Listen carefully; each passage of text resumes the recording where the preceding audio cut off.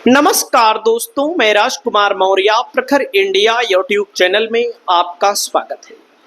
बिहार विधानसभा चुनाव के लिए सभी राजनीतिक पार्टियों ने अपनी अपनी पूरी ताकत झोंक दी है। रैलियों का दौर चल रहा है। 6 नवंबर को पहले चरण की वोटिंग, 11 नवंबर को दूसरे चरण की वोटिंग होने जा रही है, 14 नवंबर को नतीजे आएंगे। इस वीडियो में आप सभी साथियों को मैं बताने जा रहा हूं, बिहार विधानसभा चुनाव में महागठबंधन से जो उम्मीदवार खड़े किए गए हैं, उनमें से कौन कौन से उम्मीदवार प्रत्याशी चुनाव जीतते हुए नजर आ रहे हैं। बाकी आपकी क्या राय है, आप लोग अपनी राय को जरूर बताइएगा। बिहार विधानसभा चुनाव 3 पार्टियों के बीच है। मेरा मानना है 2 पार्टियों में मुख्य मुकाबला है और प्रशांत किशोर की भूमिका कितनी अच्छी होगी ये 14 तारीख को पता लगेगा। वैसे प्रशांत किशोर सही मुद्दों को उठा रहे हैं, लेकिन क्या प्रशांत किशोर को जनता वोट दे रही है कि नहीं, आप लोग कमेंट करके बताइएगा। दोस्तों, मैं सबसे पहला नाम लेता हूं। महागठबंधन के प्रत्याशी हैं कुमार सर्वजीत। मजबूत हैं, लगातार आरजेडी से टिकट पाते रहे हैं, चुनाव जीतते रहे हैं। हालांकि लोकसभा के चुनाव में हार गए थे, लेकिन इस समय 2025 के विधानसभा चुनाव में कड़ी टक्कर है इनकी विधानसभा सीट बोध गया पर। दोस्तों, कड़ी टक्कर में अभी भी कुमार सर्वजीत के चुनाव निकलने की संभावनाएं ज्यादा दिख रही हैं। आपको क्या लगता है, कुमार सर्वजीत जीत पाएंगे कि नहीं? कमेंट करके आप लोग जरूर बताइएगा। अगला नाम आता है छपरा से खेसारी लाल यादव को प्रत्याशी बनाया गया है। खेसारी लाल यादव के पीछे पूरी भोजपुरी इंडस्ट्री पड़ चुकी है, मतलब इनको लेकर के अलग अलग तरह के लोगों के बयान आ रहे हैं। और मेरा जो मानना है, मेरा जो आंकड़ा कहता है, खेसारी लाल यादव छपरा विधानसभा एक तरफा जीत रहे हैं, जहां आरजेडी कभी नहीं जीती है। और मैं आपको बताना चाहूंगा, खेसारी के निशाने पर या खेसारी को निशाना साध रहे हैं सबसे ज्यादा रवि किशन, जो कि गोरखपुर से सांसद हैं। कुछ ना कुछ ऐसी वैसी बातें कर रहे हैं जो सोशल मीडिया पे वायरल है। वहीं पर दोस्तों पवन सिंह ने कुछ नहीं कहा है, लेकिन मनोज तिवारी ने भी कुछ ना कुछ विपक्षी पार्टी के होने के नाते इन्होंने भी बोला है, लेकिन ट्रोल हो रहे हैं मीडिया में। तो इस तरह की पुरानी तस्वीरें, पुराने वीडियो, पुरानी चीजें वायरल की जा रही हैं। दोस्तों, अगला नंबर आता है विनोद मिश्रा, अलीनगर विधानसभा क्षेत्र से। भारतीय जनता पार्टी ने मैथिली ठाकुर को प्रत्याशी बनाया है, लेकिन मैथिली ठाकुर बाहरी भी हैं। बाहरी के साथ साथ विनोद मिश्रा स्थानीय हैं। पिछली बार मामूली अंतर से चुनाव हार गए थे पप्पू यादव की पार्टी के लड़ने से।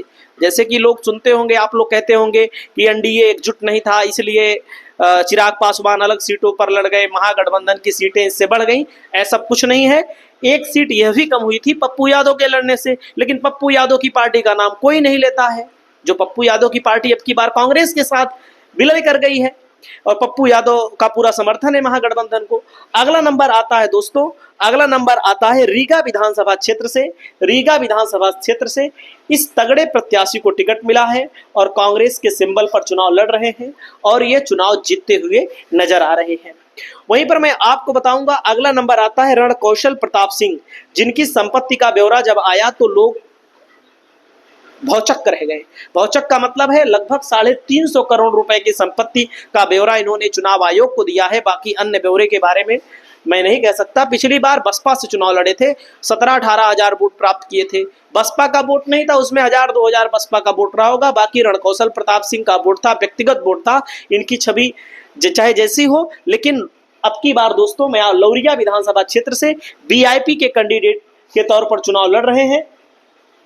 वीआईपी के कैंडिडेट चुनाव रणकौशल प्रताप सिंह एक तरफा जीत रहे हैं और यहां पर चुनाव चिन्ह महागठबंधन का नाव है। अगला नंबर आता है दोस्तों बाबू बरही विधानसभा क्षेत्र से। आरजेडी ने अब की बार गेम कर दिया है। अरुण कुमार सिंह कुशवाहा को मैदान में उतारा है। ये बहुत पुराने नेता हैं, महागठबंधन की ओर से मैदान में उतर चुके हैं और इनका भी चुनाव जीतना निश्चित माना जा रहा है। अगला नंबर आता है दोस्तों, अगला नंबर आता है आपके सामने, इनका नाम है सुबोध मंडल।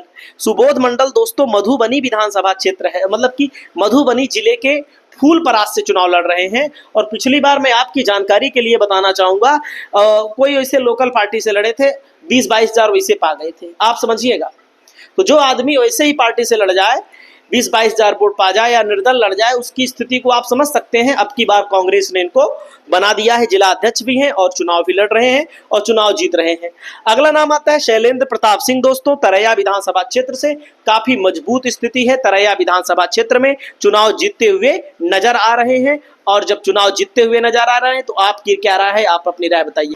वहीं पर दोस्तों अगला नाम मैं आपको बताना चाहूंगा, जो लोग जीत रहे हैं उनका नाम बता रहा हूं, बाकी आपकी अगर राय हारने वालों में है तो आप लोग कमेंट करके बताइए।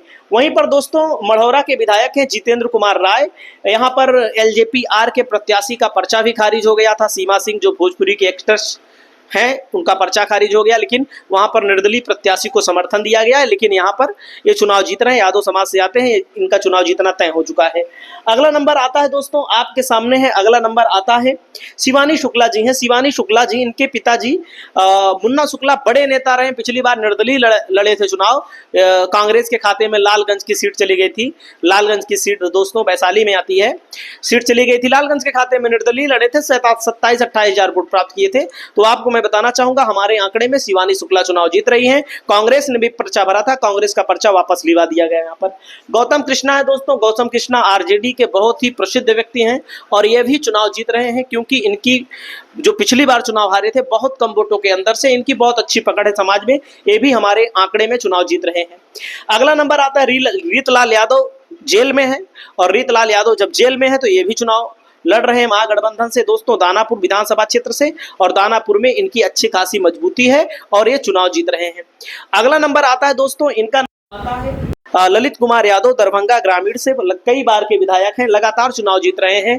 तो अब की बार भी इनकी मजबूत परिस्थिति बनी है, ये चुनाव जीतने की कगार पर है। मुंगेर विधानसभा क्षेत्र पर दोस्तों मुकेश यादव हैं। मुकेश यादव अविनाश विद्यार्थी के नाम से जाने जाते हैं और इनकी स्थिति बहुत मजबूत है। मुंगेर विधानसभा क्षेत्र से अच्छी तरह से चुनाव जीत रहे हैं।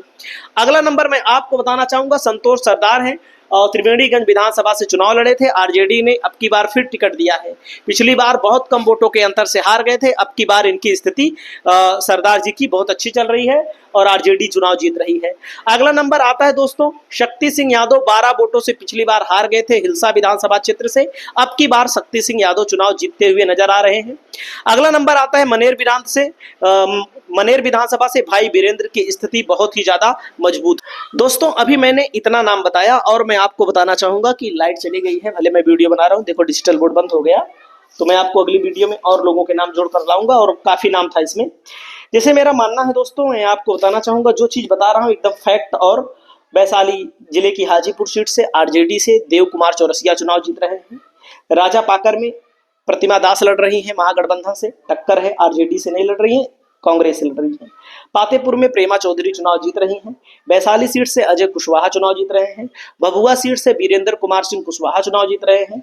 सराय रंजन सीट आरजेडी जीत रही है। मोहीउद्दीन नगर जीत रही है दोस्तों। हसनपुर सीट आरजेडी जीत रही है। उजियारपुर जीत रही है और वारिसलीगंज जीत रही है। कल्याणपुर में टक्कर है और दोस्तों उसके साथ साथ माझी की सीट पर सत्यदेव यादव जीत रहे हैं। एकमा की सीट पर टक्कर है और भी सीटों को मैं अगली वीडियो के माध्यम से लेकर आऊंगा। इस वीडियो में इतना ही। और मैं बता दूं बड़े बड़े विद्वान जैसे योगेंद्र यादव हो गए, अभय दुबे जी हो गए, रवीश कुमार जी हो गए, इन लोगों का भी अपनी राय आ रही है, इन लोगों की राय को भी हम आपको बताएंगे। और बाकी ये लोग बता रहे हैं कि महागठबंधन की स्थिति मजबूत नजर आ रही है। आपकी क्या राय है, आप अपनी राय बताएं। नमस्कार।